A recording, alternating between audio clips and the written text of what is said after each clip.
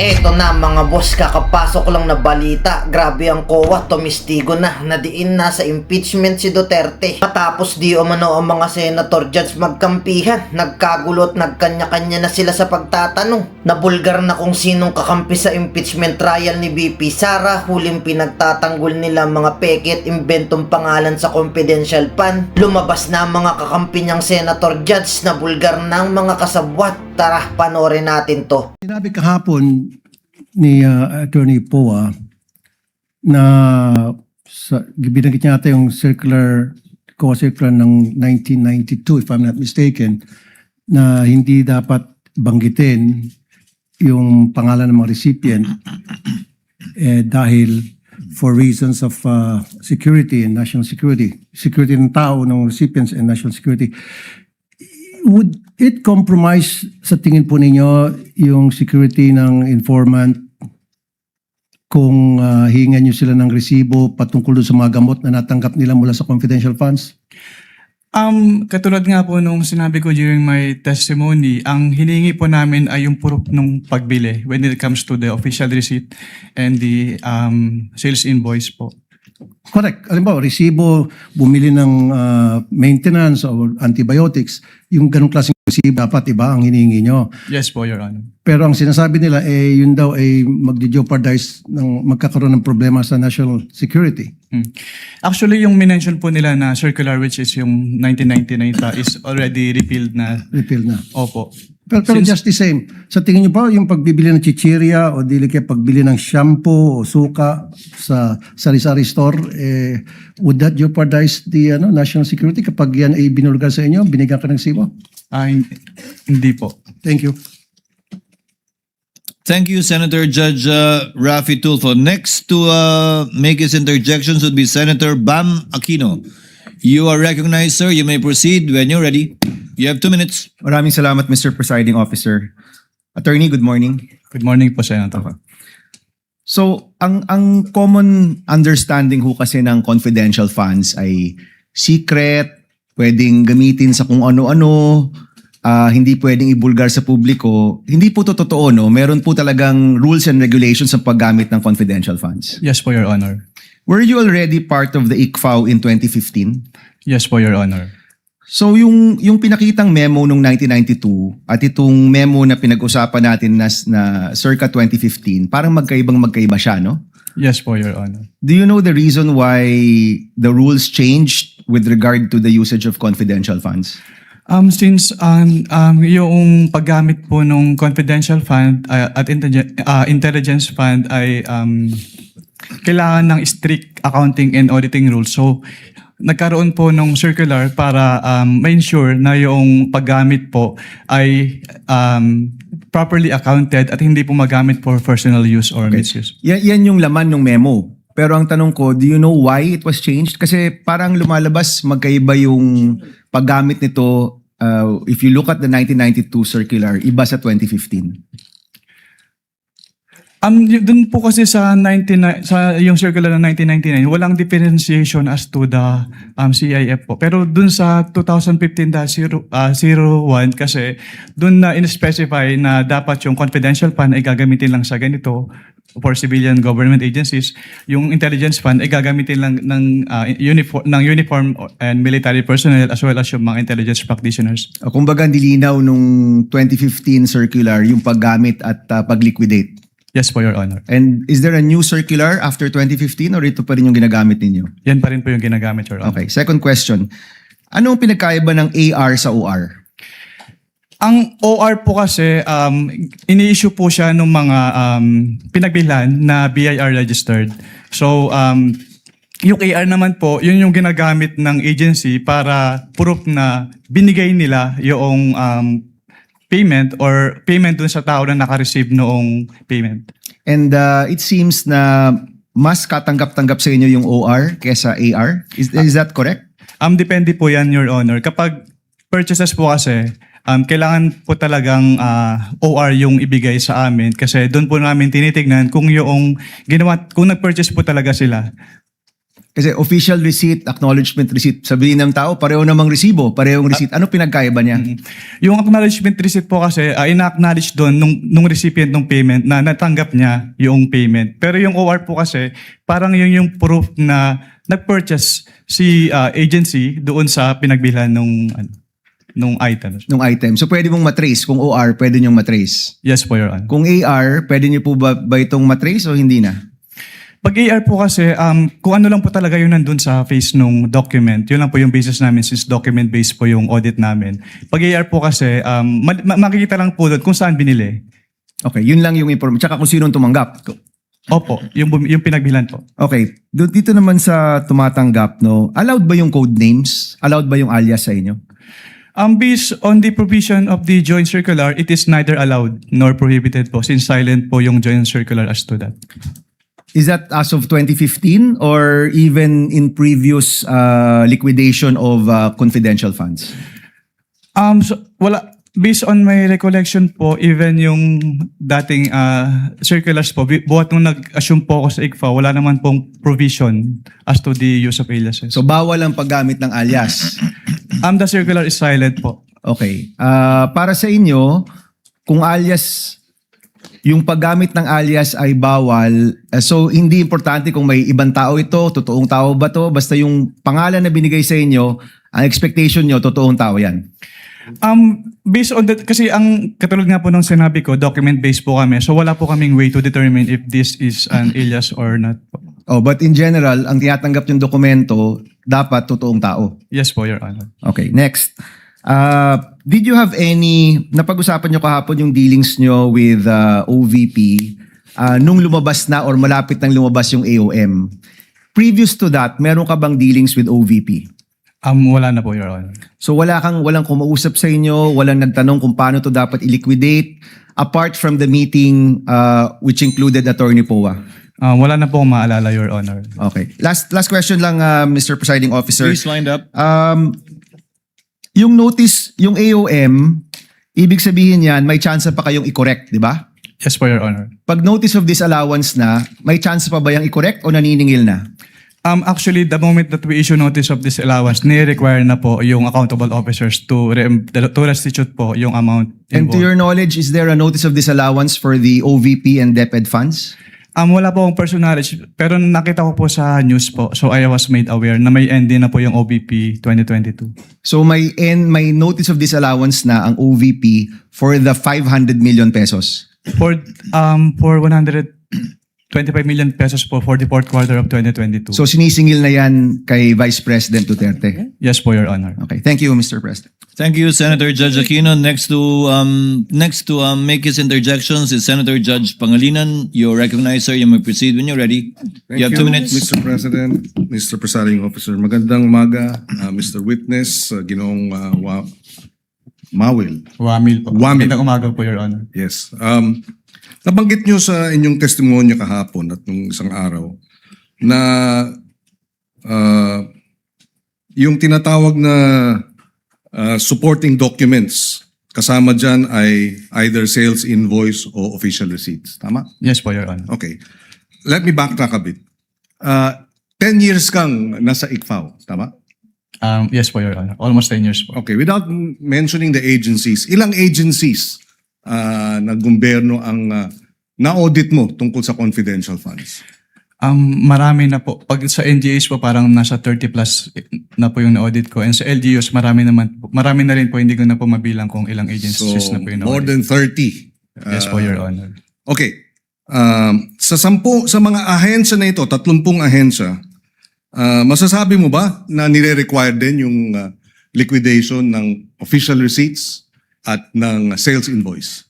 Yes po, Your Honor. Kasi yung requirement po ng circular ay ini-enforce po namin sa lahat ng agencies na ino-audit po namin. So sa 2022, from December 21 to December 31, ilang sales invoice o kaya official receipt ang kasama dun sa mga liquidation report?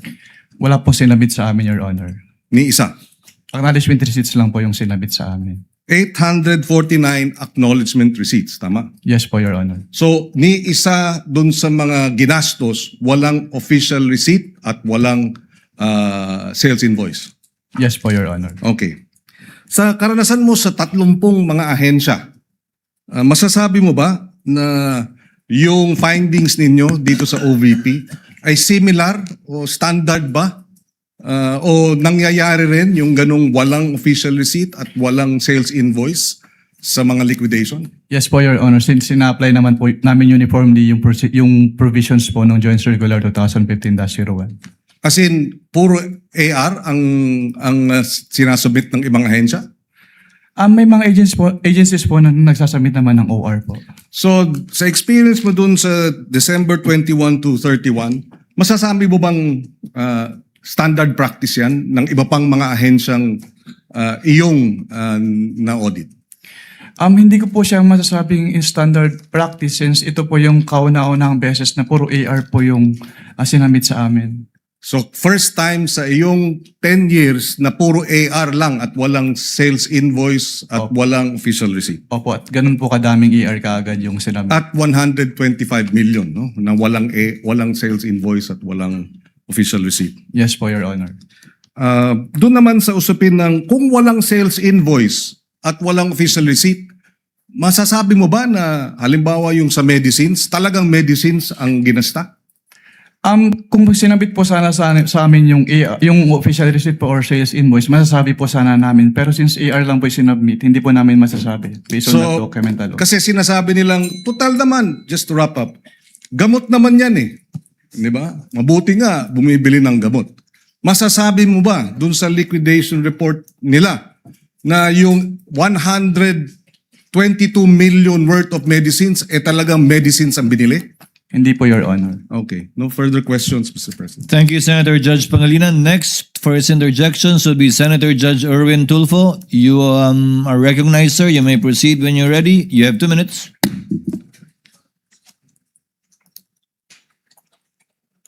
Thank you, Mr. Presiding Officer. Testigo, tama po ba ang pagkarinig ko na sinabi niyo kanina under sa COA DBM Joint Circular Number 2015-01, hindi naman kailangan ilagay ang tunay na mga pangalan ng mga intel agents or informers na tumanggap ng intel o confidential funds sa OVP tulad ni na Mary Grace Piatos, Chippy McDonald, Mickey Mouse at iba pa? Is this correct? Ang sinabi ko po, Your Honor, ay silent po yung circular as to that matter po. Silent. So po pwede. Kung when we say kasi silent, pwede. Hindi po, Your Honor. It is neither allowed nor prohibited po. So, if this is not allowed or prohibited, bakit nang i-audit po ninyo ang confidential intelligence fund po ng OVP, hindi ninyo hiningi ang tunay na mga pagkakilanlan ni na Piatos, McDonald, Mickey Mouse at iba pa? Katulad nga po nung sinabi ko sa aking previous testimony, ang focus po ng audit namin ay compliance audit. So kung ano po yung provision ng circular, yun po yung ginagawa naming basis for our audit po. Okay, compliance. When you say compliance, ito po ba periodic or random? Yung compliance audit po kasi wala po siyang particular period kasi pag sinabing compliance audit, ina-evaluate po namin yung subject matter if it is compliant with certain applicable laws, rules, and regulations. But I'm saying every agency na meron pong intel or confidential funds, do they have to undergo audit periodically or random lang? Dahil marami po tayong ahensya ng gobyerno na may mga intelligence confidential fund na hindi naman dapat. Ang audit po namin ay based dun sa liquidation documents po na sinasubmit nila. Pero is it periodic ba? Kailangan bawat agency na i-liquidate niya yung kanya i-audit ninyo yung kanya paggastos ng intel or confidential fund? Yes po, Your Honor. Yung kanilang kailangan... So it's periodic, it's not random. Yes po, Your Honor. Okay. Kung kaduda-duda na po ang disbursement ng OVP, obvious naman, sabi niyo po, di po ba, yung mga medicines, mga pangalan ng tao, bakit hindi po ninyo pa sinampahan ang kaso sa ombudsman ng OVP? Under our rules po, Your Honor, pwede lang namin siyang i-refer to the Office of the Ombudsman kapag nagkaroon ng final order at hindi po kinumply ni OVP yung order po. Bakit? Nasaan na po ba yung order ngayon? Ano na po ang status? Ito mga findings nyo, 2023, 2024 pa ito, 2026 na po tayo ngayon. Hindi, wala po akong personal knowledge about sa status po since hindi na po ako connected sa ICFAO. Okay, so dahil hindi ka na connected sa ICFAO, so wala ka ng pakialam kung ano na nangyari sa kaso na hinawakan mo. Is this Hindi correct? naman po sa wala akong pakialam, pero yung mga ganyang bagay po kasi ay confidential na hindi naman ina-announce sa buong COA po.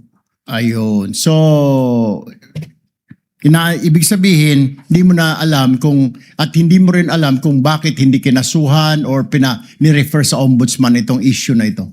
Yes po, Your Honor. Thank you very much, Mr. Presiding Officer. Thank you, Senator Judge Erwin Tulfo. Next would be our distinguished Senate President, Senator Gatchalian. You are recognized, sir. You may proceed. When you're ready, you have 2 minutes. Thank you, Mr. Presiding Officer. Mr. Witness, nakita ko dito, no, merong 6 na AOMs na in-issue. And meron dito sa 6, non-submission of documentary evidence of payment.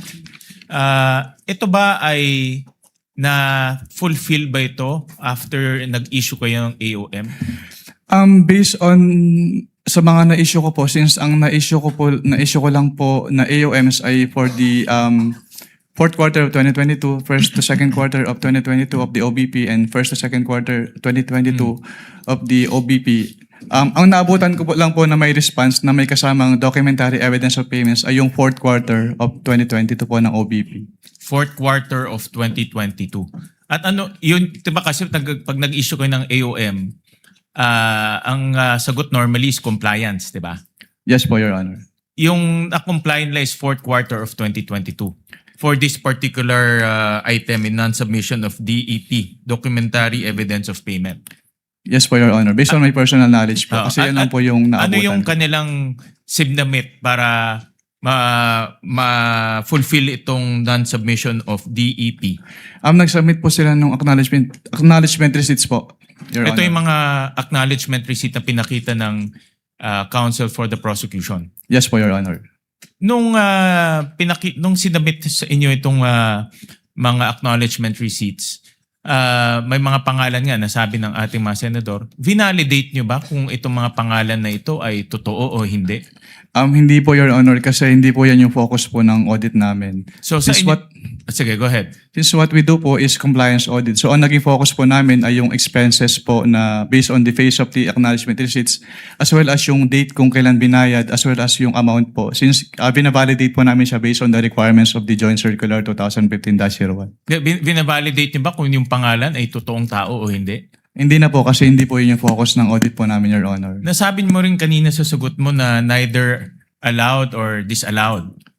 Tama? Neither allowed nor prohibited po. Or prohibited ang paggamit ng alias. Yes po, Your Sa Honor. ibang mga agencies na enforcement agencies, ibang government agencies na gumagamit ng alias, pinapayagan ba o hindi? Hindi naman po namin ma-determine based on the documents alone kung alias or not kasi wala naman po silang ina-attach na document na nagsasabing alias po yung nakalagay doon sa kanilang resibo. Meron bang mga agencies na gumagamit ng alias? Katulad po ng nasabi ko, Your Honor, hindi po namin ma-determine based on the document alone kung alias ba yun or not po. Lalo na sa mga informant agencies yung gumagamit ng intelligence funds, I would assume na may mga cases na gumagamit sila ng aliases dahil nga mga informants. Meron ka bang ganyan na experience na sinabi sa inyo ng agencies na hindi nila ma-reveal yung totoong pangalan? Dahil hindi naman prohibited, di ba? Opo, wala pa naman po akong experience, Your Honor. So lahat ng mga ARs na merong ganitong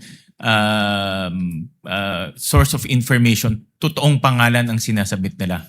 Hindi, katulad po ng nasabi ko, wala po kaming way to determine since nakabase lang po kami on the face of the document as submitted po. Okay, yung mga sa ibang mga agencies na nagsasubmit ng mga ganitong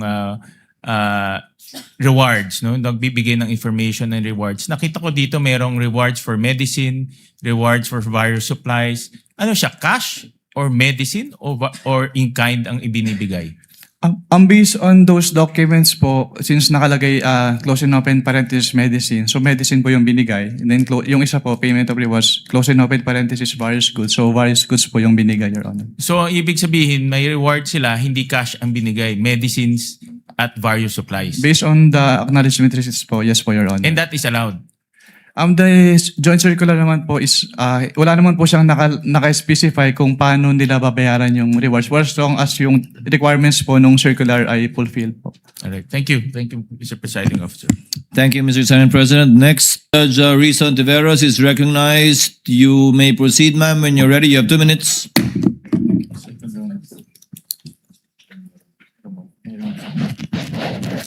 Salamat po, Mr. Presiding Officer. Yeah. Mr. Witness, para klaro po sa mga nanonood, kapag pinag-uusapan po yung confidential and intelligence funds, chinecheck pa rin po ng COA kung paano ginastos yung pera. Tama po ba? Yes po, Your Honor.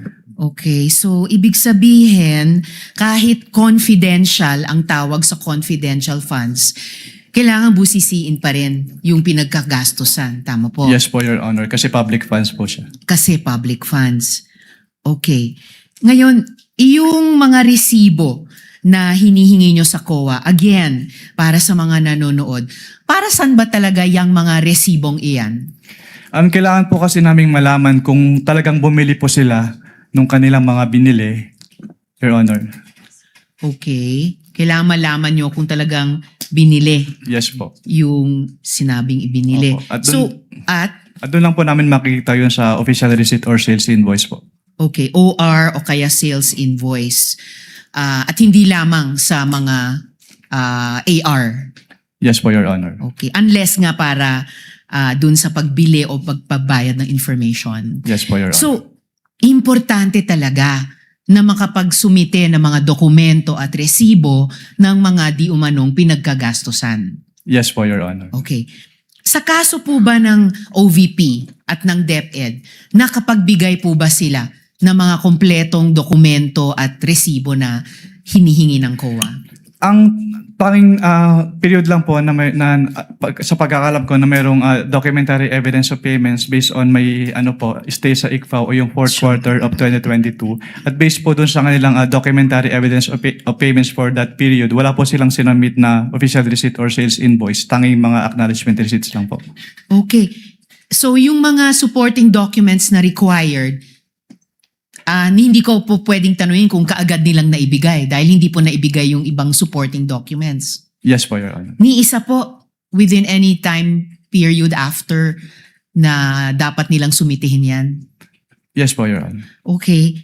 So, hindi ko rin kailangan tanungin kung kumpleto ba ang ibinigay dahil hindi ba kumpleto ang ibinigay nilang mga dokumento at resibo?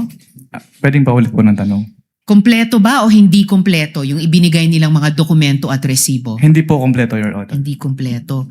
Now, according to the joint circular, kailangan ng evidence of success for rewards payouts.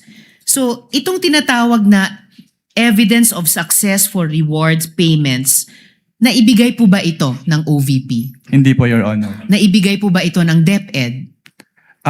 Katulad nga po ng sinabi ko, yung sa OBP lang po yung may DEPs na naabutan ko. Alright. Pero hindi po naibigay ng OVP yung evidence of success for reward Opo. payments. Pero i-clarify ko lang din po, since ako po yung nag-initially evaluate noong first and second quarter ng DepEd, based po dun sa aking mga na-evaluate na documents, wala din po silang sinubmit na documentary evidence of payment. Documentary evidence na of success of the surveillance activities or information gathering activities po. Okay. At sa simpleng salita, bakit importante itong evidence of success sa rewards payments? Diyan po kasi malalaman kung valid ba yung naging payment nila ng rewards po. So kasi dito sa acknowledgement receipt, makikita natin marami-rami po ito, no? Nakalagay na kapag claim sila ng reward. So huling tanong ko sa inyo, Mr. Witness, sa round na ito, ibig sabihin sa itong evidence of success for rewards payments, patunay na meron tayong napala. Merong napala ang gobyerno sa mga operasyong iyan. Yes po, Your Honor. Kaya po namin ni-require na i-submit po yun. Alright. Salamat, Mr. Witness. Salamat po, Mr. Presiding Thank you, Officer. Senator Judge Ontiveros. Before recognizing the Honorable Padilla, Chair, yes, Senator Lacson, after Senator Soto, I believe. Chair would like to inform the councils for the parties that you may take your seat. unless a question is thrown at you by a senator judge, so that you can relax. It goes for both parties. Thank you, Your Honor. Thank you, Your Next to interpolate, Senator Judge Padilla. You may proceed when you're ready, sir. You have 2 minutes. Maraming salamat po, Ginoong tagapamahal ng hukom. Meron lang po ako mga tanong. Maiksi lang po ito. Saan po kayo pinanganak? Sa Nueva Ecija po, Your Honor. Nueva Ecija. Opo. Saan po kayo nakatira ngayon? Sa Manila po. Manila. Saan po kayo nag-aral? Central Luzon State University po, ng accountancy, and then Saan Arellano po, University ng Juris Doctor po. Okay. Saan po kayo nakaikot na sa bansa natin? Nakaikot na po ba kayo ng Mindanao, sa Bicol? Marami na po akong naikutan, hindi ko na po maalala lahat, Your Honor. Opo. Kayo po ba ay nakarating na sa BARM? Yes po, Your Honor. Opo. Saan po sa BARM? Sa Sulu? Sa Basilan? Maguindanao? Hindi niyo po matandaan? Hindi Maubos ko po po yung oras ko. matandaan, Your Honor, kung saan. Bicol po. Nakaikot na po kayo sa Bicol? Yes po, Your Honor. Saan po sa Bicol? Sa Camarines Norte? Sa Camarines Sur po. Sur? Sa Norte, hindi pa po. Hindi ko po maalala kung Nakaikot na po kayo sa mga bundok? Saan po, Your Honor? Mga bundok? Yes po, Your Honor. Nakita niyo na po ba ang pangangailangan ng mga tao sa malayong lugar? Katulad ng gamot? Katulad po ng pagkain? Wala naman po akong na-observe, Your Honor. Ayun, wala. Hindi po kayo exposed. Exposed po ba kayo sa threat ng terrorism sa bansa natin? Nabalitaan niyo po ba ang ISIS, ang NPA, ang Abu Sayyaf? Exposed po ba kayo doon sa mga balita? Sa news po, may Sa mga news. nabalitaan po ako, Your Honor. Opo. Alam niyo po ba na kung gaano nakagrabe ang terrorism? Wala po akong threshold, Your Honor, to determine that. Wala po. Pero kayo po ang humahawak ng investigasyon patungkol sa confidential fund. Tama po ba? Hindi po siya investigation, evaluation po. Evaluation, nako, tama-tama. Ibig po sabihin, kahapon po, sinabi ninyo na gumawa lang kayo ng preliminary investigation. Tama po ba? Preliminary inquiry. Hindi po, part po siya ng process namin na mag-issue po kami ng AOM. Opo. So, ibig po sabihin, kahapon kasi narinig ko parang yung ginawa nyo, preliminary lang. Yung AOM po, preliminary lang. Opo, hindi po yun konklusyon. Kung ang tinutukoy niyo po ay yung... Meron po kasing provision as to the joint circular as to tinatawag na prima facie. Pakisagot na lang po kung conclusion ba po yun? Final? Hindi po kasi we require So, hindi them. po final. Based Boss, on the AOM po. konti lang po oras ko, hindi po final. Sa AOM po, yung AOM po hindi pa final. Hindi po final. Opo. Kayo po ba ay naniniwala na ang mga confidential agent ay dapat magpakilala? Sabihin ng kanilang mga totoong pangalan? Wala pong provision as to that po sa joint circular, Your Honor. Opo. Kayo po mismo, palagay niyo po, sa personal po ninyong pagkakaintindi, ang mga confidential agent dapat po bang magpakilala? Since that calls for an opinion, hindi po ako authorized to express that, Your Honor. Ano pong definition niya ng confidential? Based on the joint circular po, ang confidential expenses ay yung... Hindi po expenses, confidential lang po. Bilang kayo po ay abogado, ano pong pagkakaintindi niyo sa confidential? classified po, Your Honor. Okay. Boss, sa next na lang po akong round. Thank you, Senator Salamat Judge po. Padilla. You may avail of the second round. Next would be Senator Judge Marcos. You are recognized, ma'am. You may proceed when you're ready. You have 2 minutes. Thank you very much, Presiding Judge.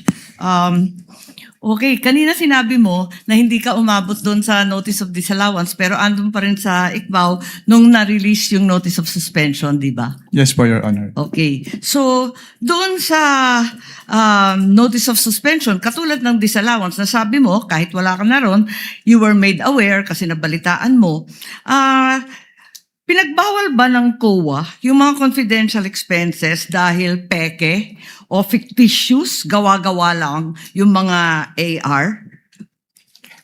Anong pong notice yung tinutukoy niyo po, Your Honor? Doon sa mga AR ng OVP, meron bang sinabi na gawa-gawa lang, hindi tunay, peke? Dahil hindi po yan yung focus ng audit namin, wala po kaming basis para magkaroon ng findings po doon sa mga sinasabi niyo. So ang sagot, no. Walang sinasabi na fictitious yung AR. At doon sa AOM, pati sa suspension, ganun na rin sa ND, sinabi ba ng COA na yung AR and documentary evidence of payments, yung DEP, peke, falsipikado, huwad? Since hindi po yan yung focus ng audit po namin, wala po kaming findings about that, Your Honor. Sinabi ba doon na falsipikado yung DEP at saka yung AR? Na it was forged, kumbaga? Wala pong ganong findings, Your Honor. Wala rin, di ba? At doon sa mga pangalan ng mga recipient ng award, tama ba ako sa pagkaintindi na hindi rin sinita ng COA yung mga kakaibang pangalan tulad ng Mary Grace Piatos, Andy Lim, etc. Ang sinabi at binanggit talaga ng COA ay yung mga datos na hindi tumutugma. Tama ba? Since what we did is compliance audit po at wala namang provision yung circular as to the use of aliases, yes po, wala po kaming findings Kasi about that. sabi mo nga, neither allowed nor prohibited. Tama po. So, doon sa AOM at sa notice of suspension, the names of these reward recipients was never raised by COA. Di ba? Yes po. Tama. Dahil nangyayari talaga na kakaibang pangalan ang binibigay kapag confidential or intelligence fund. Kaya isa pang tanong ko, dun sa notice of suspension, pati na rin sa ND, ang pagkaintindi natin, final ba ito o hindi? Kapag sinabi po kasing notice of disallowance under the joint circular, meron na pong obligation to restitute agad. Tama, final siya sa COA. Pero kahit ang desisyon ng COA, pwedeng dalhin sa Supreme Court para maging pinal na pinal. Di po ba? I-clarify ko lang po, kapag dumating na po kasi sa Supreme Court, ang tanging ground na lang po dyan ay grave abuse of discretion amounting to lack or excess of jurisdiction. So wala na pong kinalaman po yung factual matters. Ganun nga, talaga naman na matters of fact, hindi naman rin na-raise sa Supreme Court, tama ka doon. Pero hindi pinal. Pwedeng dalhin sa Korte Suprema. At no point are these final. I-clarify ko lang po, yung decision po ng COA to restitute ay hindi po apektado nung pag-file sa Supreme Court. So kahit mag-file po sila ng petition for certiorari sa Supreme Court, kailangan na po nilang ibalik kaagad. Kasi yung pendency po ng petition for certiorari, hindi po niya na-stay yung obligation to restitute. Naintindihan natin yun, pero hindi pa tapos ang kaso. Pwede pang dalhin sa Korte Suprema, hindi po ba? At saka dun sa notice of suspension, balikan ko lang, was there a finding na ginamit sa pansarili yung mga confidential funds ng OVP? That is a presumption po under joint circular. Misappropriated ba yun? Kindly wrap up. That is a presumption Judge po. Marcos. Hindi po kailangan directly sabihin kasi nagkaroon po ng presumption. Pero hindi sinabi. Sa madaling sabi, Pero dahil wala presumption talagang po siya, hindi po siya kailangan sabihin, Your Honor. Naintindihan ko, pero wala doon. Is there a COA finding na ninakaw ang confidential funds doon sa various AOMs and notice? Meron bang sinasabi doon na ninakaw? It was stolen? There is a prima facie evidence na nagamit po siya for personal use or benefit under the joint circular. Kaya nga. Kindly wrap up, Senator Judge Marcos. Yes, You're available I round am two. done, but I have questions kung may second round. There will be a round two, and I will register you, Senator Judge Marcos. Thank you. Senator Judge Soto, you are recognized, sir. You may proceed when you're ready. You have 2 minutes. Thank you, Mr. President, Mr. Presiding Officer, Mr. Witness. In your testimony, August 3, upon direct examination by the Prosecution Counsel, you were presented representative samples of selected forms. The question 845 acknowledged receipts, if I remember it right. Correct ba yun? Yes po, Your Honor. Alright. Sinabi nyo na kayo ay gumawa ng observations doon sa mga acknowledgement receipts nito kung saan ilan dito ay pinagagamitan ng confidential funds ay hindi naaayon sa Joint Circular 2015-01. Ngunit may mga acknowledgement receipts according to how I recall it na wala naman kayong observations, ano? Yes po. Sapagkat ang pinaggamitan ng pondo ay naayon sa nasabing circular. Tama ba? Yes po, Your Honor. Alright. Halimbawa, yung acknowledgement receipt ni Mary Grace Mary Grace Piatos na 70,000 for medicine, walang supporting documents. Kaya gumawa kayo ng observations. Yes po, Tapos Your yung doon naman kay acknowledgement receipt ni Janice Marie Revilla, 70,000 at Patty Ting na 150,000. Wala kayong observations. Dahil ang pondo ay ginamit sa purchase of information na pinayagan o allowed ng nasabing circular. Tama ba? Yes po, Your Honor. That's the way I recall it. All right. Okay, now, ito ngayon ang tanong ko. Out of these 845 acknowledgement receipts na pinag-uusapan sa kasong ito, ilan ang nagawa nyo ng observations dahilan sa kawalan ng supporting documents?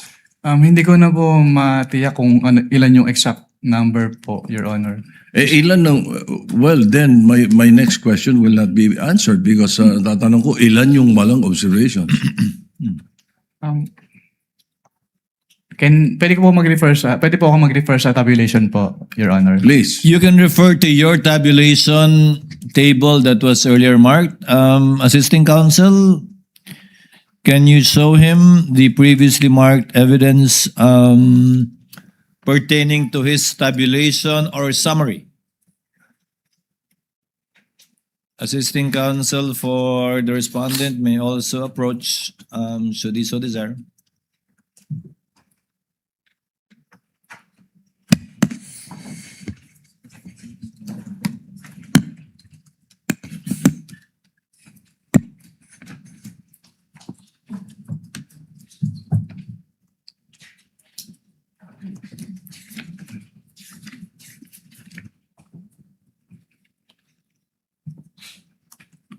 Your Honor, I'll have to count po since wala pong summary dito. What do you mean? You have to count the 845. Yes po, Your Honor. Wala kang percentage man lang. Since personal notes ko lang po ito, Your Honor, raw tabulation lang po siya. So you would not have a, gano'ng katagal nga abutin niya kung bibilangin mo?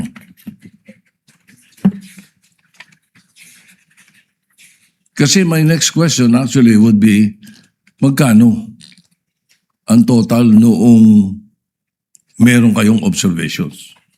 At magkano yung wala?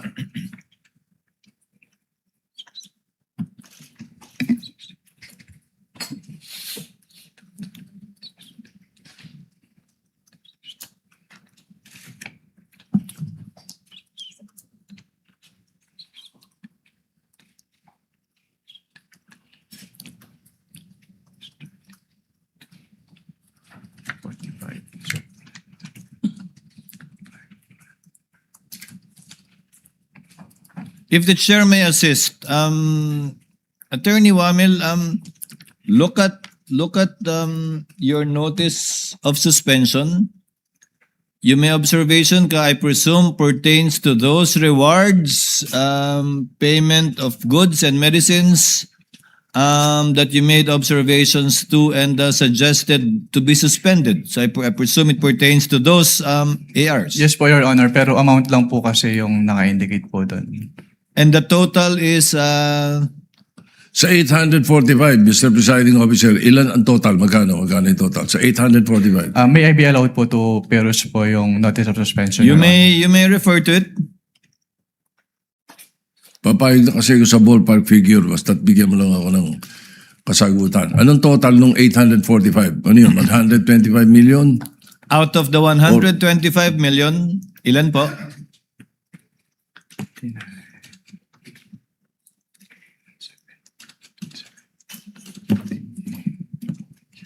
Your Honor, please. Let's wait for the witness counsel to answer. He's referring to your marked exhibit, the notice of suspension. I believe it's on the first page, Attorney Wamil. Sa first page po, with respect to the payment of rewards po, 59,787,000 pesos po, Your Honor. With other purchases naman po, umabot po siya ng around 15 million pesos, Your Honor.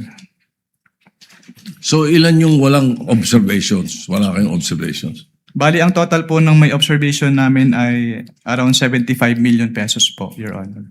75 million sa may observations, so around 50 ang mga walang observations. Ganun ba? Yes po, Your Honor. And all right, so that is for the 125. Yes po, Your Honor. I don't have any time anymore, so it's okay. Thank you. Thank you, Senator Judge Soto. Senator Judge Lacson may proceed with his interjections when he's ready. You have 2 minutes, sir. Thank you, Mr. Presiding Officer. Good morning, Attorney Wamil. Good morning po, Your Honor. Kindly refresh my memory, no? Kasi ang pagkaalam ko, sa paggamit ng intelligence saka confidential fund, hindi lamang sa pinapayagan o hindi pinagbabawal ang paggamit ng alias, kundi necessity for practical reasons, di ba? Yes po, Your Honor. And idadivert lang yung totoong tao nasa likod ng mga alias kapag declassified na o tapos na yung tinatawag na confidential or intelligence operations. Tama, di ba? Yes po, Your Honor. So ang tanong ko, meron ba kayong, wala ba kayong efforts na alamin kung sino yung mga nasa likod ng mga aliases na sinabit sa inyo? Since document-based lang po kami, Your Honor, hindi na po. Wala na po kami. Yan ang susunod yung tanong. Ano? Bakit paper audit lang kayo? Wala kayong physical? Parang bitin yung inyong pagsasagawa ng audit. Kasi paano nyo malalaman kung legitimate yung pumirma doon sa acknowledgement receipts kung hindi nyo inaalam kung meron bang totoong tao na nasa likod noong mga aliases na yon. Opo. Since what we do po in ICFAO po is compliance audit lang po, Your Honor. So kung ano lang po talaga yung provisions na nasasaad dun sa joint circular, yun lang po talaga yung ginagawa namin, Your Honor. That brings me to my next point. Baka pwedeng i-recommenda mo na i-amend nyo yung inyong JMC kasi parang bitin, no? In fairness to the concerned offices or persons na ino-audit, dapat kumpleto yung due process, di ba? Yes, Kasi kung paper lang, magre-rely lang kayo sa mga submission, hindi nyo inaalam, you don't go further than that, di ba? Anyway, wala ka naman doon sa, hindi ka naman deputy commissioner pa o associate commissioner. So siguro, i-recommend mo na lang na i-amend yung inyong JMC. So my next question is, what would you consider as evidence of success of a particular surveillance operation and or intelligence information gathering activity? Ano yung evidence of success? Actually, walang specific na document yung sinasabi ng joint circular. Pero nagbe-base po kami dun sa mismong wording po na dapat merong causal link between the successful intelligence or surveillance activities vis-a-vis yung information given by the informer. Okay. Would an after surveillance report or after intelligence report ng particular na agent, would it suffice para i-consider yung evidence of success? I'm not referring to the entire operation. Kasi kapag nagsagawa ng surveillance, nagsasagawa ng after surveillance report, whether negative or positive, would you consider that as evidence of success? Katulad po ng sinabi ko, tinitingnan po namin yung causal link. Kung may causal link between the success and the information given by Yun the ang problema kasi bitin nga yung inyong audit. So I would reiterate, i-recommend mo na i-amend ninyo yung inyong circular. Thank you. To avail of round 2, Senator Judge Pangilinan. You have 2 minutes, sir. Thank you. Doon tayo sa yung acknowledgement receipts, no? So, andito yung mga acknowledgement receipts for December 21 to 31. No? Ang napansin ko rito nga, lahat buo ang numero, no? Walang butal. 250,000, 500,000 na acknowledgement receipt. Tama ba na kapag resibo na official, ang malamang hindi buo, no? May butal, di ba? May detalyado, malamang, di ba? Malamang po, Your Honor. Okay, based on your experience. So dito, puro buo, 250, 500, ni isa, walang butal. Walang sentimo, no? So, yun, medyo isang concern natin yun, ano? Pangalawa, 111 disbursements in one day. Naka-date. Do you confirm that? Wala po akong data nung number This po. is about December 23, Ah. 2022. Nakalagay dito date December 23, December 23, December. Binilang namin 111. Isang araw, no? Totaling 17 million. Pagka ganyan ba, would you consider that usual? Disbursement, 111 disbursements in one day? Wala pong specific provision yung circular as to that. Yes, but the circular says to prevent irregular, excessive, di ba? Extravagant. So, would you consider this, does this fall under regular, irregular, or you wouldn't know? I wouldn't know po. Okay. Pero that's unusual po, pero I wouldn't know if it is irregular since wala naman pong provision. So we come back to the term unusual. Okay. So this is unusual. Doon sa nabanggit mo kahapon, yung usapin nung meeting ninyo, yung audit query, nabanggit nyo na hiningi, di ba nagka-meeting kayo, nagkaroon ng audit query, hinihingi ang audit query sa halip na AOM, tama? Yes po, Your Honor. Okay. At hindi kayo pumayag? Yes po, since wala naman po siya doon sa aming joint circular, Your Honor. Kung pumayag kayo na wala sa joint circular at nagbigay kayo ng audit query na hinihingi ng OVP, would you be violating the joint circular? Yes po. Kaya So- hindi po kami nagbigay, Your Honor. In other words, an audit query would be a violation of the joint circular, tama? Hindi lang po siya sanction, Your Honor. So, Yes. hindi po siya part nung ini-issue namin. Okay. Pero hindi nga part. Pero kung ginawa nga ninyo, based on your experience as auditor, you would be violating your own issuances. Yes po, Your Honor. That's why you refuse to give the audit query as requested and instead, tinuloy nyo yung AOM. Last question, Mr. Kindly wind up. Yes, last question. Binanggit mo na hindi tinanggap yung AOM nung inisyu ninyo. Tama ba yun? Yes po, Your Honor. Bakit? Alam nyo ba kung ba't hindi tinanggap? Dahil walang authorization? Tama ba yun? Yes po, wala daw po mag-receive, Your Ganyan ba Honor. dapat? Ganyan ba ang kalakaran pagka ang isang ahensya ng pamahalaan ay binigyan nyo ng AOM? Nangyayari ba yan na hindi tinatanggap ng ahensya? Yan po yung first time na nangyari po, Your Honor. So, that's unusual. Yes po, that's unusual po. Okay. No further questions, Mr. President. Thank you, Senator Judge Pangilinan. Before proceeding to the other round two availers, Chair would like to recognize Senator Judge Zubiri, who will be availing of his first round to make his interjections. You are recognized, sir. You may proceed when you're ready. You have 2 minutes. Thank you very much, Mr. Presiding Officer. Magandang umaga po, Attorney. Good morning po, Your Honor. Ito, broad strokes lang po ito, Mr. Presiding Officer, to my dear colleagues. Kasi sa iyong pananaw, dito sa findings ninyo, napapakita ba na may possibility of misuse and abuse of government funds on confidential and intelligence funds? There is a presumption po, Your Honor. Yes. And hindi lamang to para sa opisina ni OVP, di ba? I'm sure sa tagal mo, sa iyong karanasan bilang investigator ng COA, ganito din ang findings mo sa maraming mga ahensya. Yes po. Since we follow naman po yung joint circular sa lahat ng in-audit po namin. At hindi lamang sa ahensya ng eksekutibo, pati LGUs. Tama po yan. Yes po, Your Honor.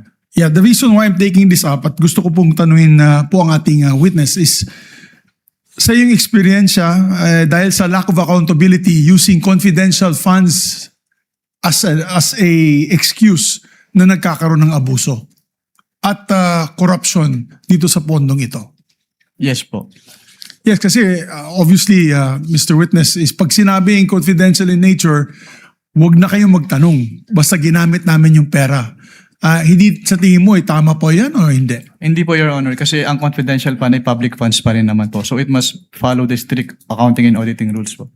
Para So- maiwasan po yung misuse. So talagang hinahanap ninyo yung paanong nagastos yung pera, paano yung nagkaroon ba ng plan of action, at paano nagastos ang pera at saan pumunta yung pondo. Tama po yun. Yes po, Your Honor. Dito po sa case ni OVP sa Office of the Vice President, meron ba ganung klaseng plano? Meron ba ganung klaseng accounted use of the funds? Since ang audit po namin ay document-based, so nagbe-base lang po kami dun sa sinasubmit sa amin. So kapag hindi po properly liquidated, meaning hindi submitted lahat ng documents or yung documents ay hindi compliant dun sa requirements ng Joint Circular, nagkakaroon po ng presumption na yung amount is put to personal use or benefit po.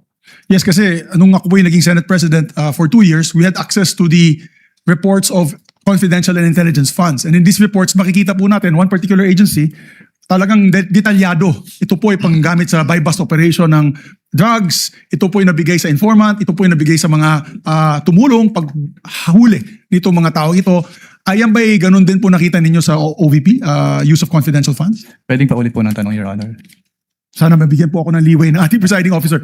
Basically, nung ako po yung naging Senate President, yung confidential intelligence funds ay dinadala dito during budget hearing. So, para ma-review po ng Senado. Ang ginawa ko po, nung ako po yung Senate President, binuksan ko po ito sa majority at minority. As a matter of fact, Senator Risa Ontiveros, Senator Coco Pimentel was the minority leader then. Binuksan po natin yan para makita ng lahat yung paggamit nitong confidential and intelligence funds through the reporting of the different agencies. May mga ahensya na makakapal ang mga sinabmit sa Senado para makita kung gaano nila o paano nila ginamit yung pera. Dito ba po sa Office of the Vice President, ganun din po kadetalyado ang report na binigay po sa COA o nakita ng COA sa paggamit ng mga pondo nila? Hindi po, Your Honor. Hindi po. Opo. Okay, and the reason why, and I'll end this as a statement, the reason why we need to really curtail the use of intelligence and confidential funds on the possibility of abuse, and not only on the Office of the Vice President. This also goes to all agencies of government. Kaya limitado na po sa armed forces na lang yung ating confidential funds tuwing nag-approve po tayo ng budget. At kasama na po dapat dyan yung LGUs. Dahil yung LGU po ay matindi din ang pag-abuso ng kanilang confidential intelligence funds. Tama po yan, Attorney? Under your experience? Yes po. Kulang po yung safeguards, Your Honor. Maraming salamat po. Thank you, Senator Judge Zubiri. Next would be Senator Judge Erwin Tulfo. You may proceed, sir. When you're ready, you have 2 minutes. Mr. Witness, napansin po ba ninyo na yung isang acknowledgement receipt na 220,000 para sa payment of reward, parenthesis, various goods, para kay TJ Verano, 220,000 po ito. Ang date po ng receipt ay December 22, 2026. Samantalang ang expenditure ay para sa taong 2022. Typo error po ba ito o minadali ang paggawa ng AR? 2026 po, Your Honor. 2026 po. Acknowledgement receipt. December. 2022 acknowledgement receipt. Ayan po. Para sa 2022 po yata ito. Is this typo error or sa tingin ninyo ay minadali? Nagkaroon po kami ng findings about dyan, Your Honor. Lahat po nung ARs po na nakadate po, na hindi po nakadate ng 2022, na isama po namin doon sa aming notice of suspension po. Okay. Pero ang pirma po dito ni TJ Verano po, may pirma po nito, di po ba? Based on the document po, it appears na si TJ Verano po. So, dinate niya po ng 2026, in advance niya na? Or minu-forward niya po to 2026? Ang pagtanggap po ng goods, December 22, 2026, para sa 2022 po ito. Yes po, kaya po kami nagkaroon ng findings about dyan, Your Honor. Okay. So, question ho ninyo. Opo, question po namin. Pangalawang katanungan ko po, pinajustify niyo po ba sa OVP bakit gumastos ito ng 2 million kada araw para sa safe house?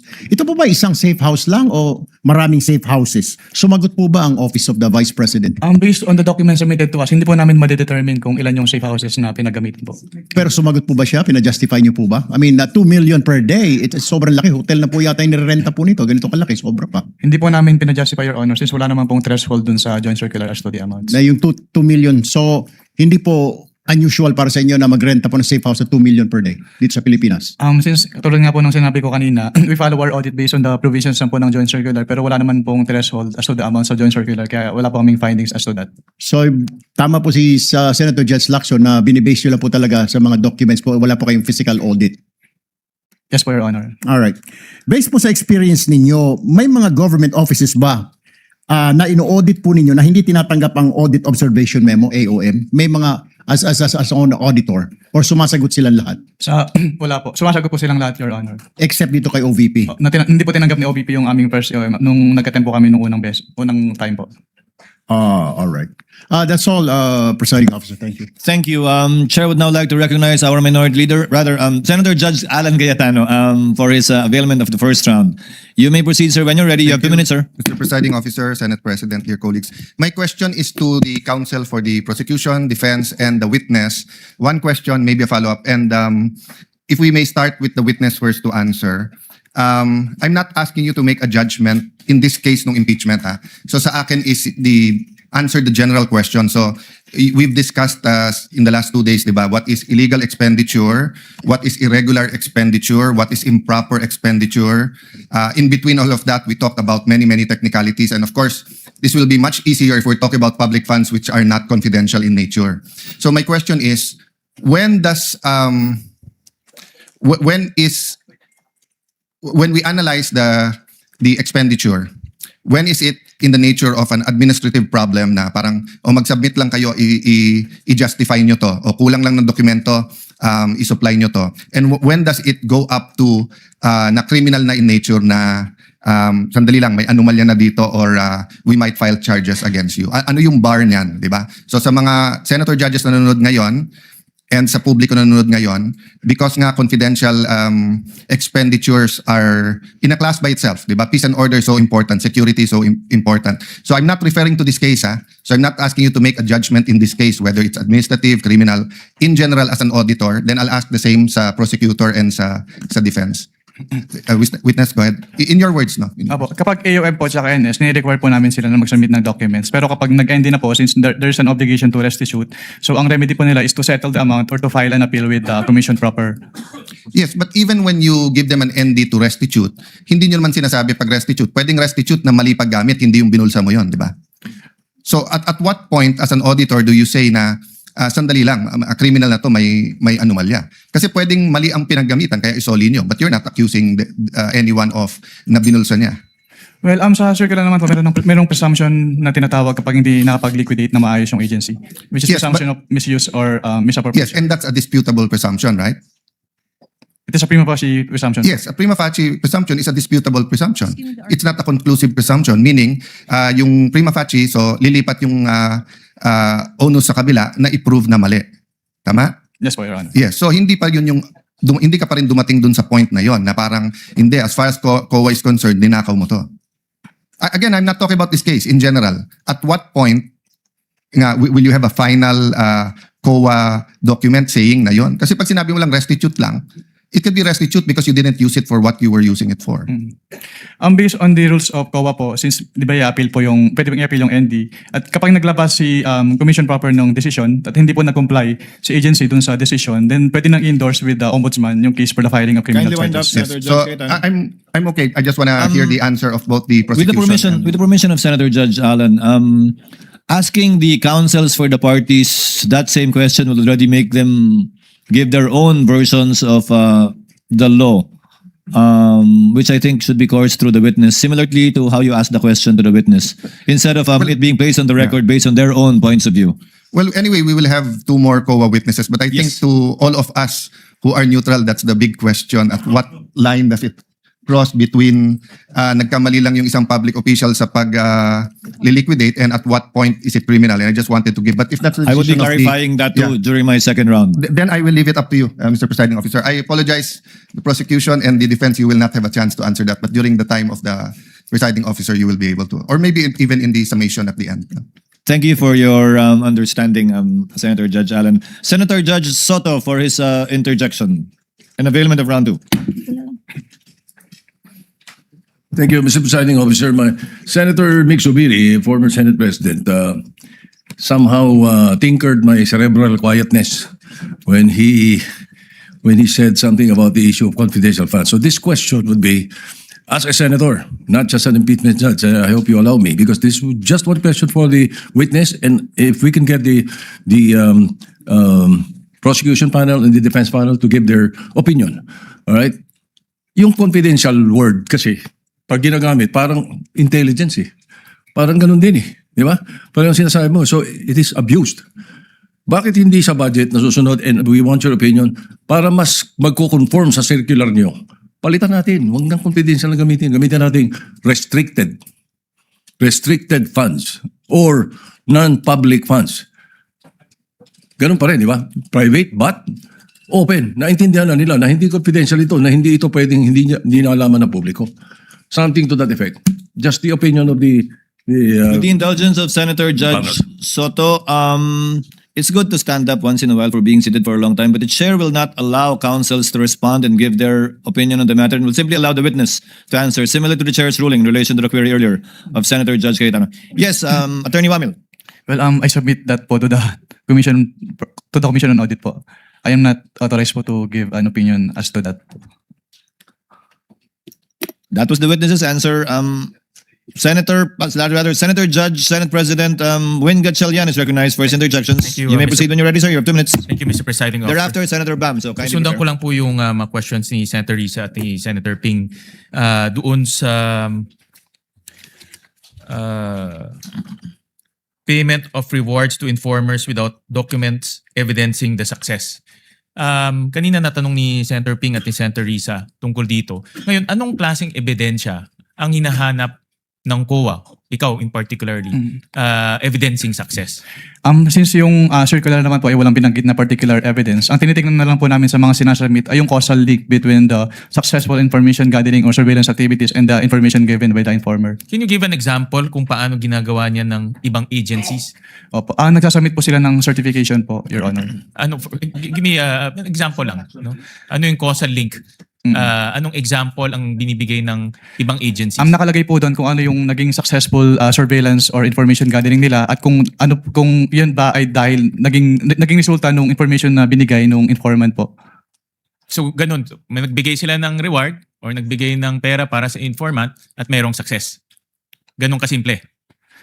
I can only say lang po yung kung ano yung sinasabi dun sa provision ng Joint Circular, Your Honor. I'm referring to the other agencies because I want to understand bakit hindi sila nakasubmit. Anong ginagawa ng ibang agencies na audit mo? Hindi ko na po pwedeng i-disclose yan, Your Honor. But in simple terms, may reward at may success. Yes po. And dapat may ipakita nila na it must be on the account of the information given po by the informer. Okay. And then meron akong in the documents that were provided sa amin, meron ditong document galing kay Colonel Raymond Lachica, a certification basically certifying, and this is for December 20 to 31, 2022. At nakasabi dito, no untoward incidents in the implementation of the Office of the Vice President programs, project activities, as well as engagement of the Office of the Vice President. Hindi ba itong certification, no untoward incident, nagbigay ng reward, hindi ba ito sufficient to say na successful? Hindi po, Your Honor, kasi hindi naman po pinakita dyan yung causal link between the successful intelligence gathering or surveillance activities dahil sa information na binigay ng informant. Kasi in my own analysis, merong reward na binigay, walang untoward incident. Opo. That is the end goal, peaceful. Opo. Bakit hindi ka tanggap-tanggap itong para sa'yo? Ikaw kasi nag-audit nito. Opo. Yun nga po, Your Honor, since we base our findings kung ano po yung wordings ng Joint Circular. So yun po yung tinitingnan namin, yung causal link between the successful information gathering and surveillance activities vis-a-vis yung information given by the informer. So dapat po maipakita. Who determines the causal link? Kasi that's very subjective, di ba? Opo. Dapat po maipakita nila yung But who determines? The auditor po. Which is ikaw in this case. Tama? Kapag sinamit po sa amin, Your Honor. Pero it is the, since it was the agency who gave the reward, so dapat maipakita po nila. No nga, but who determines that causal link? Sino ang nagde-determine na may link? Si auditor po. Which is ikaw nga, no? Kasi ikaw nag-audit nito, tama? Yes po, Your Honor. Okay. And dahil tinitignan ko parang mayroon naman certification, but I want to understand bakit hindi siya pumasok doon sa hinihingi mong dokumento. Opo. Hindi po kasi pinakita dyan, Your Honor, na yung naging result ay dahil sa information na binigay ng informer. Yun po kasi yung gusto namin makita. All right. Thank you, Mr. Presiding Officer. Thank you, Senate President. Next to make his interjections would be Senator Bam Aquino, thereafter Senator Marcos. You may proceed, sir, when you're ready. You have 2 minutes. Maraming salamat. My question is for Attorney Poa. Attorney Poa, what is the official position of the respondent with regard to Piatos, Andy Lim, and all of these names that are brought up? Are they real people or are they aliases? Sir, I would like to answer your question, Your Honor, but that is part of the Yes, legal strategy, which you will see when we present our evidence in chief. That's Again, fine, may the that's chair, fine, may the but I understand the chair question. remind Senator Judge Bam, as far as practical, let's let the witness present their evidences and not allow the counsels to make conclusions of either fact or law, nor divulge their respective legal theories. These are not legal theories. In your previous answers, there was no referral to these individuals as either aliases or real people. In Correct. your previous answers. Correct, because that was precisely our legal theory then, that there was nothing to answer at that point, Your Honors. But we will definitely show you our theory once we are given the opportunity to present our evidence in chief, Your Honor. Alright, maraming salamat, Attorney Poa. Attorney, during your conversation with the OVP, nung panahong binubuo yung AOM, may nagbanggit ba sa kanila na, oh, itong mga pangalan to, alias to? Or never nila nabanggit yung tungkol sa alias nung nag-meeting sila sa'yo? Nung time po na yun kasi hindi pa nila nasubmit yung documentary evidence of payments po. So there's never been any indication from their responses or any calls that these names that are being brought up are indeed aliases? Wala? Wala pong indication. Okay, thank you. Yung ibang ahensya na ino-audit ninyo, gumagamit rin ba sila ng alias? We wouldn't know po kasi dun sa mga document na sinasubmit sa amin, hindi naman po naka-indicate if it is an alias or not. And it's not up to you to find out whether these are aliases or not? Yes po, since wala nang pong provision dun sa joint circular, Your Honor, with respect to the Okay. aliases. So itong paggamit ng alias, to your knowledge, hindi nyo alam sa mga ino-audit ninyo, but to your knowledge, gumagamit ba ang ibang ahensya ng mga alias? I wouldn't know po since katulad nga po, hindi naman po bukod dun sa sinasubmit nilang documents, wala pong naka-indicate na yung name ay alias po. And the position of COA is hindi ito bawal pero hindi rin to pwede. Yes po, kasi silent po yung joint circular, Your Honor, as to that. Okay, but your appreciation is totoong tao ito. Kasi may pirma. Tama ba? Lahat ba ng AR may pirma? Sa pagkakaalam ko po ay meron naman po. So kung alias at di ko naman pangalan to, pipirmahan ko pa rin. Or pag alias ba, dapat wala nang pirma? I wouldn't know po if it is an alias since wala naman po naka-indicate dun sa document that it is an alias po. Okay, and we'll give the defense their time later on during their part to talk about this more as part of their strategy. Sige, let me change topic. Ito yung mga tanong ni Presiding Officer, ni Senator Cayetano rin. Yung pag-escalate from AOM to notice of suspension, to notice of disallowance, to referral to the Ombudsman for cases. Years ba ito? Time ba ito? Oras ba ito? Ano yung decision point ninyo para iakyat to the next level yung or i-escalate to the next level yung mga utos ninyo? May clarify po kung ano po yung next level po. So from AOM to NS and NS to ND and ND to referral to OMB. Kapag AOM po, meron po silang 15 days to reply to the AOM. Tapos kapag hindi pa rin sila compliant with the findings po, that's the time that we issue a notice of suspension. At kapag nakareceive po si agency ng notice of suspension, meron po siyang 90 days within which to comply. Pero pag hindi po rin po sila compliant, then doon na po kami mag-i-issue ng notice of disallowance. Okay. In general, not the case of the OVP and DepEd. Kapag may notice of disallowance na, naniningil na kayo, di ba? Yes po. And the next step is to refer to the Ombudsman.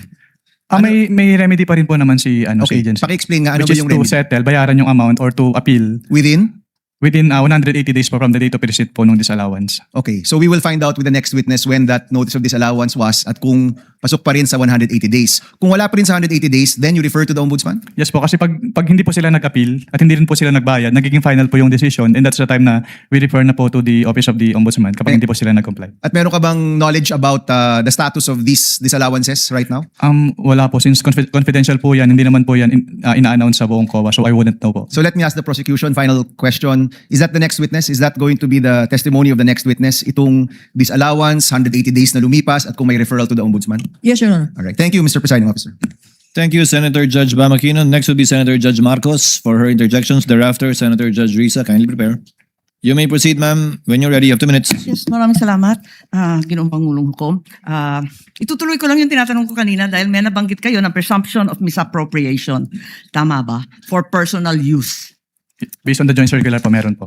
Oo, tama. Pagkatapos nun, tinitingnan ko yung joint circular at maliwanag that the presumption for misappropriation arises against the accountable officer. Di ba? Yes, Against the accountable officer. Sino ang accountable officer? Maliwanag naman yung joint circular. Sa 3.1, sabi yung officer whose duties permit or require possession of government funds. Hindi ba? Based on the joint circular po, may ganyang provision. Oo. So yung SDO talaga, yung Special Disbursing Officer has the possession, the custody. Tama yun, di ba? Yes po. O kung ganon, if the presumption na personal use, ayon sa 8.3 ng Joint Circular, failure of the accountable officer to liquidate any public funds is tantamount na nga to that presumption. Hindi Yes, po ma'am. ba? Yes, So, ang tanong dito, sino ang accountable officer dito sa sitwasyon na to? Kasi ang liwaliwanag na hindi naman si Vice President ang payee. Hindi naman sinasabi na nasa kanya yung pera. Ang liwanag sa inyong joint circular that the special disbursing officer is the one who was designated by the head of agency to have custody, di ba? And in the case of the OVP, si Acosta yon. In the case of DepEd, hindi ba si Fajardo yon? That is not entirely correct po, Your Honor. Because under the joint circular, it shall be the responsibility of the head of the agency first to approve yung cash advance. Pangalawa, to Oo oversee yung agency-wide utilization. Pangatlo, to ensure compliance with the joint Unresponsive circular. po. And also po, inattest din po ni OBP yung Unresponsive po. Ang tinatanong ko lang, hindi ba yung designated, yung SDO, si Fajardo lang, at si Acosta, hindi si VP, hindi siya yung payee eh. Ang liwaliwanag. pero ang sinabi niyo po kanina yung accountable officer. Kaya nga, so yung accountable officer, yung SDO, nasa JC. Hindi lang po si SDO po yung accountable Hindi, officer, or, Your Honor. ang sabi doon, head of agency or person designated. Oo, ang liwanag sa definition ng joint circular. Mag-yes or no ka lang, kanina ka pa, inaaway mo ko lagi. Sorry po, Your Honor. But hindi po ako pwedeng mag-answer categorically since yun nga po yung provision But it's nung- categorical. na yes or Why don't either you go yes back or to your either joint no po. circular? Yo po. Kapag sinabi po kasing Doon categorical, sa it's either yes definition, po. ang or- liwaliwanag, SDO kapag na-designate ng head of office, di ba? But hindi po kasi doon na nalilimit lang yung term na accountable officer kasi may other provisions na applicable pa din po with respect to the term accountable officer.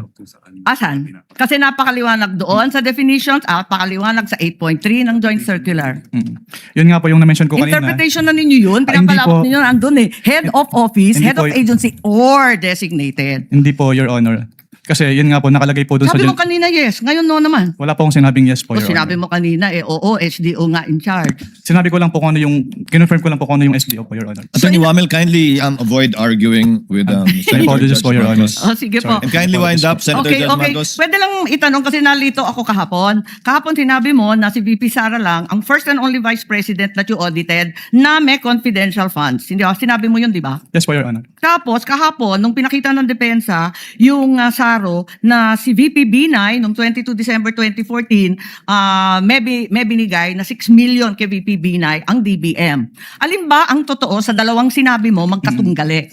Yung pinakita po kahapon ay special allotment release order po. No? So nagkakaroon po ng special allotment release order kapag Alam ko merong... kung ano ang SARO, matagal na, tumanda na po kami sa Yes po. gobyerno. Pero hindi po kasi yan niliquidate sa ICPAO. So we wouldn't know if it was Hindi, used or pero not. ang klaro, may katibayan na hindi kaisa-isang VP, si VP Sara. Your Honor, since hindi po nagsabit ng liquidation, Teka. hindi din po... Teka, nandun ka na sa ICBAO noong 2014, sabi mo, di ba? Yes po. O kaya nga, Opo. o di kahit si VP Binay may confidential funds, the only VP audited was VP Sara. Ganun ba yun? Since si VP Sala lang po yung nagsubmit ng liquidation. Pero Ba't hindi mo alam? if I may clarify po. Ba't hindi mo alam? Nandun ka na noong 2014. Dapat alam mo yun eh. If I may clarify po, Your Honor. Since wala pong budget dun sa JA as to confidential fund at hindi naman po nag-liquidate si VP9 nung kanilang confidential fund. So hindi pa namin alam kung ginamit and hindi na po nakarating sa Hindi, COA ang yung tanong, SARO po. nabigyan ng confidential funds, humingi at nabigyan. May SARO eh. We wouldn't know Yun lang if it is naman ang used. tanong eh. Of course, you know, may SARO. Sinabi mo nga, totoo yung sarong yun. Anyway, alin ang totoo? Si VP Binay o si VP Sara? Talaga bang totoo yung dalawa o iisa lang? We don't know. Based on our records po, si VP Sala lang po yung may liquidation. So maraming we don't know ang COA? Ganun ba yun? Based on our records po, si VP Sala lang po yung nag-liquidate nung confidential fund. May record nga ng SARO. Maraming salamat. Kindly wind up. Presiding Judge. Thank you, Senator Judge Marcos. Walang liquidation. To clarify and finish that point, if there was no liquidation, there's nothing for COA to look at. But it's possible that indeed confidential funds were given to the former Vice President Binay. Yes po, Your Honor. So from your end, alam mo lang, wala kasi walang pinaliquidate sa inyo. Yes po. And wala din po siya sa JA po ng 2014, Your Honor. Pero kung may SARO nga, na pinakita sa iyo kahapon at mapatunayan nila, ibig sabihin nun meron pero walang niliquidate sa inyo. Maaari po, Your Honor. Pwede po. Yun lang naman yung tanging rason, di ba? Apologies po, Your Honor. May apologies hindi po, ni-release. Senator Ivy. Next to interject is Senator Risa. Thereafter, Senator Judge Rafi Tulfo. Senator Judge Risa, you may proceed when you're ready. You have 2 minutes, ma'am.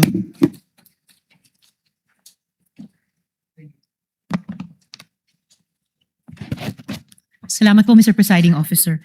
So to clarify further and confirm, hindi nagbigay ng evidence of success si Vice Presidente, pero lumabas ang pera at marami ang nakatanggap ng reward. Tama Based po? on the documents po, Your Honor. Yes po. Yes, based on the documents. Now, based on your experience po, karanasan nyo bilang auditor, ano pang pinahihiwatig nito? Pwede pong pakiclarify Ano po yung pinahihiwatig na hindi nakapagbigay ng patunay ng success ng intelligence or surveillance operations, pero maraming lumabas na pera at maraming tumanggap ng reward? Ang ibig sabihin po niyan ay hindi po nag-comply yung OBP po dun sa requirements ng Joint Circular. Okay, so yun ang pahiwatig sa inyo sa karanasan nyo bilang isang auditor. So, ngayon na wala nga yung evidence of success, matitiyak pa ba ng COA na yung pabuya ay talagang napunta dun sa mga informants? Hindi po, Your Honor. Hindi nyo mapatutayan. O sige, pumunta naman tayo dun sa gamot. No? Di umanong gamot ang ibinigay na reward. So muli, sa karanasan po ninyo sa ICFAO, and based on your expertise, normal po ba iyon na gamot ang kapalit ng intelligence information?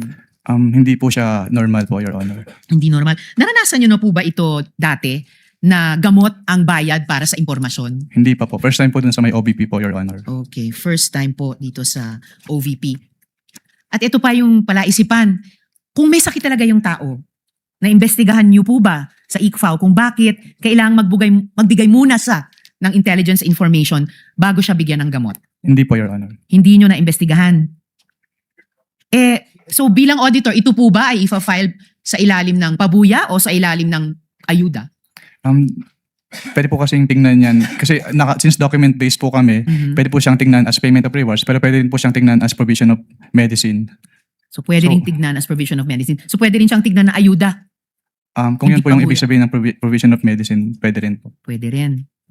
So kasi, paano yun? Yung mga informant po ba, most of the time, ay sakit?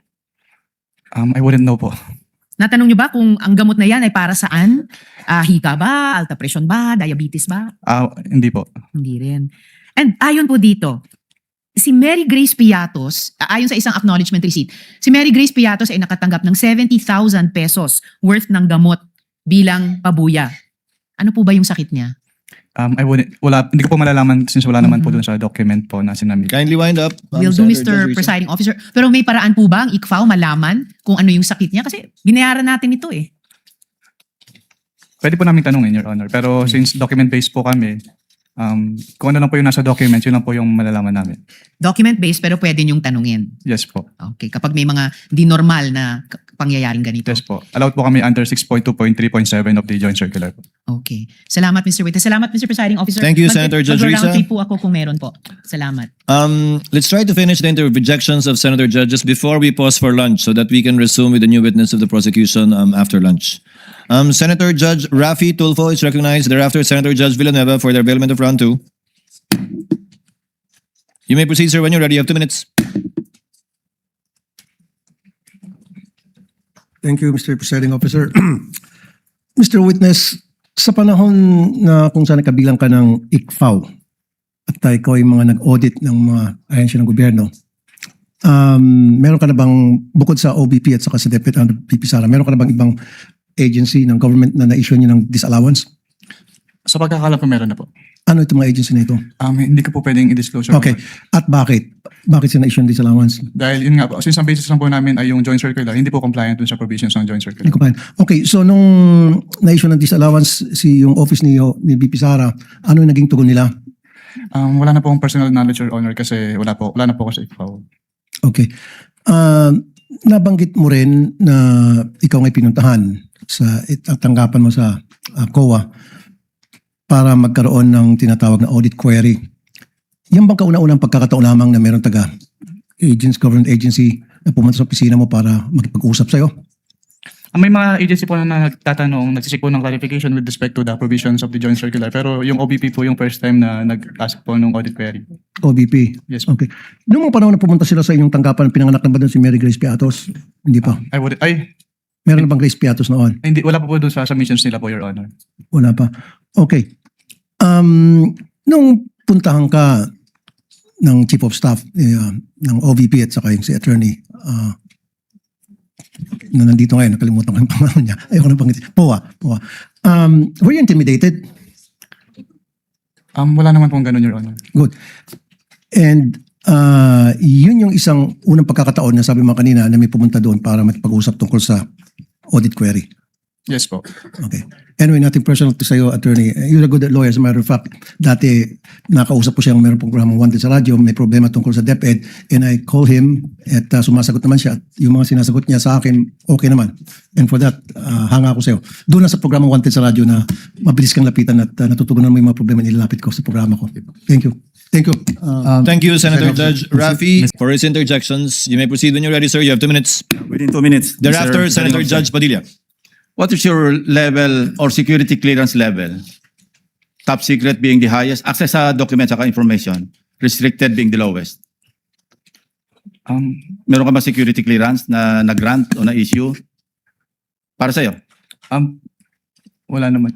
Well, I assume na mataas yung security clearance mo kasi ang hinahawakan mo, ino-audit mo, confidential information, confidential funds, di ba? Yes po, Your Honor. So I wonder why wala ka security clearance. Kasi paano ka mag-audit? Kasi pag may intelligence project, naka-vault yan eh. Lahat ng aliases, yun ang nakalabas. Pero yung tunay na identities corresponding to the aliases, naka-vault. Pag declassified na, terminated na yung program, yung activity o yung project, intelligence project, pwede na ilabas yun kasi declassified na yun. So kung wala kang security clearance, paano ma-access? Yung tulad na sinabi ni Senator Subiri, quarterly, nagpapadala sa Senate President, Speaker of the House, ng intelligence and confidence. Paano ginastos? Kasi may oversight powers kami, di ba?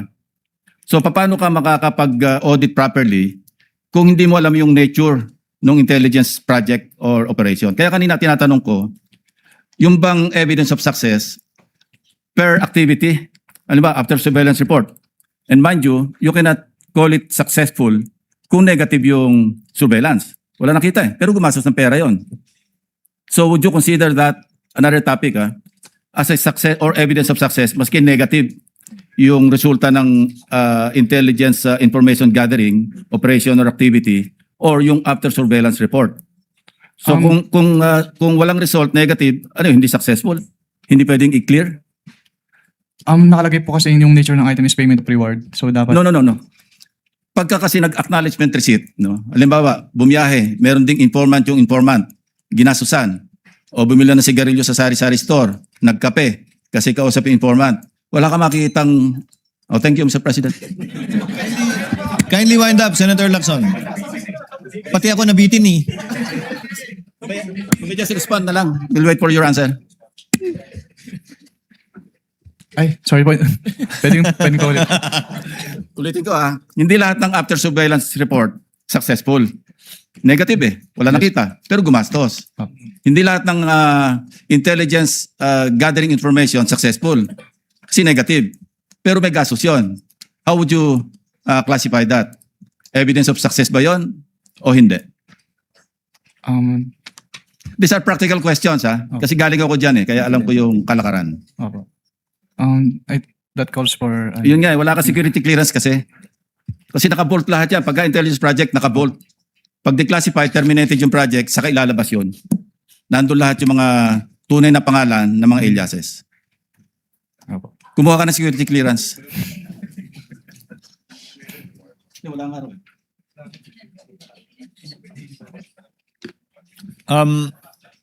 Next to interject would be Senator Judge Padilla. You may proceed when you're ready, sir. You have 2 minutes.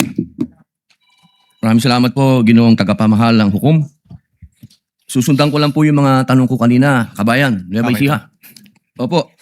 Yung una pong cheque ay 125 million December 2022. Tama po ba? Yes po, Your Honor. Opo. Batid niyo po ba na ang founding anniversary ng CPP-NPA ay December 26? Wala po akong personal knowledge about that, Your Honor. Opo. Dahil wala po kayong, katulad ng sinabi ni Senator Lacson, wala po kayong clearance, ano? Pangalawa, second check po, 125 million, January 31, 2023, tama po? Yes po, Your Honor. Opo. Ang NPA founding anniversary po ay March 29. Batid niyo po ba yun? Wala po akong personal knowledge about Okay. that, Your Honor. Third check, 125 million, April 18, 2023. Tama po ba? Hindi ko po matandaan yung date po ng cheque.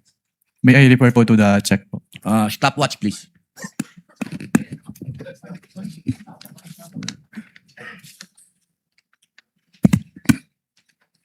April 18, 2023 po, yung 125 million. Yes po, Your Honor. Opo. Ang 50th po, golden anniversary ng NDF, National Democratic Front, ay April 24. Kaya ko po nabanggit lahat to. Ito pong mga dates na to, nung December 26, March 29, April 24, lahat po ito, walang nangyaring attack. Lahat po foiled. Wala po. For the first time, wala pong nangyaring attack. Kasi tuwing founding anniversary, may attack. Ang tanong ko po, Ginoong Kabayan, naniniwala po ba kayo na malaki ang papel ng confidential fund at confidential agent? Depende po yan sa kung ano po talaga yung mandate ng agency po, Your Honor.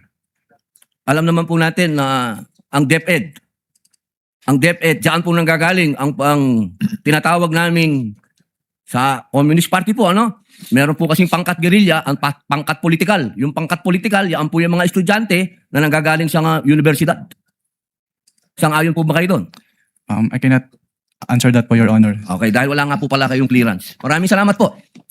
One question each from Senator Judge Pangilinan as well before we break for lunch and move on to the next witness. Yes, Senator Judge Risa. Salamat po, Mr. Presiding Officer.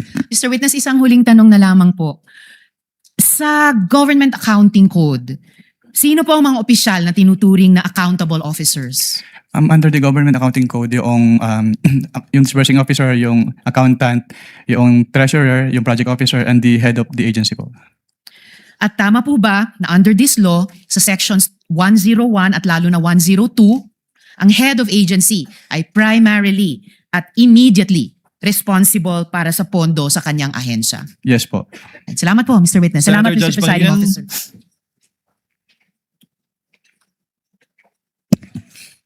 Yes, one or two questions, Mr. Presiding Officer. Dun sa 10 taon mong karanasan bilang auditor ng mga confidential funds, lahat ba ng 30 ahensya ng pamahalaan inuubos yung naka-allocate sa kanilang pondo? Meron pong iba na hindi po. Merong iba. Yes po. So merong nauubos. Yes po. At dito sa mga hindi nauubos, saan napupunta? Binabalik po nila sa National Treasury. Okay. So dito kasi sa tatlong quarters, puro ano yun, no? Ubos lahat, no? 2022, 2023 first quarter, second quarter naman. Yung mga inaudit mo, ubos lahat, di ba? Based on the documents po, yes po, Your Honor. Yes, okay. So, pero merong mga ahensya hindi inuubos. Yes po, sa pagkakalala ko. Dito naman sa usapin nung, itong usapin ng finality, nabanggit ni Presiding Officer. So, pagka nasa pending sa Supreme Court, hindi pa final, no? Ngayon, kung halimbawa sa AOM, sinabit na ng Office of the Vice President at DepEd yung kompletong dokumento, walang problema, hindi ba? Wala na pong problema, Your Honor. So wala nang tutuloy sa notice of suspension. Yes po. Kung after the notice of suspension, nag-submit ang OVP ng lahat ng kinakailangan dokumento, di tapos na ang boxing, ika nga, wala nang problema. Yes Tama? po, Your Honor. And the same, from notice of disallowance, pwede pa bang isubmit, mag-reconsider, tapos isasubmit lahat ng dokumento na nararapat? Pag notice of disallowance po, is mag-appeal na lang po or to settle yung remedies po. Yes. Hindi na po yung submission lang po ng documents. Appeal sa NBank. Sa higher authority which is the commission proper po. Yes. And then, doon, pwede rin isubmit lahat ng dokumento. Maaari, hypothetical, di ba? Kapag sinalaw po sila, Your Honor. Yes, at upon with the leave of the commission, di ba? At pag nasubmit lahat ng mga pertinent documents, wala nang problema, no? Yes po, Your Honor. So in other words, ang usapin lang talaga dito isubmit yung mga tamang dokumento. Tama? Yes po, Your Honor. And I would assume, pagdating sa Korte Suprema, dahil pending halimbawa sa Korte Suprema, pag sinabit lahat ng dokumento ng OVP para patunayan na talagang ginastos ng tama ang pondo, walang problema, hindi po ba? Yes po, Your Honor. So dokumento, ebidensya ng dokumento ng gastos ang usapin dito para mawalang sala o hindi matuloy itong mga disallowances ng COA Yes po, Your Honor. na nagkakahalagang magkano? Disallowance po. Hindi po ako Sorry, alam pero po yung personal knowledge dun sa amount. yes, about 300 I forget, no, pero tatlong quarter 'yun, ano? 375 million. No, for the OVP, Senator Judge Pangilinan, I think the notice of disallowance only pertains to about 73 For the OVP. million. Only for the last quarter. Yes, for the Wala last pa namang quarter. ND lahat ng quarters eh. Sa No pagkakaalam ko, disallowance hindi pa pinapresenta. pero may mga suspension. Yes. But we're Hindi pa talking of about pinapresenta. several hundred millions na kung masamite lang yung tamang dokumento, wala tayong issue. Yes po, Your Honor. Thank you. Ngayon, ikaw bilang Pilipino, ano ang masasabi mo at reaksyon sa balitang ito? Mag-iwan ka ng komento mo sa ibaba. at ating pong babasahin isa-isa.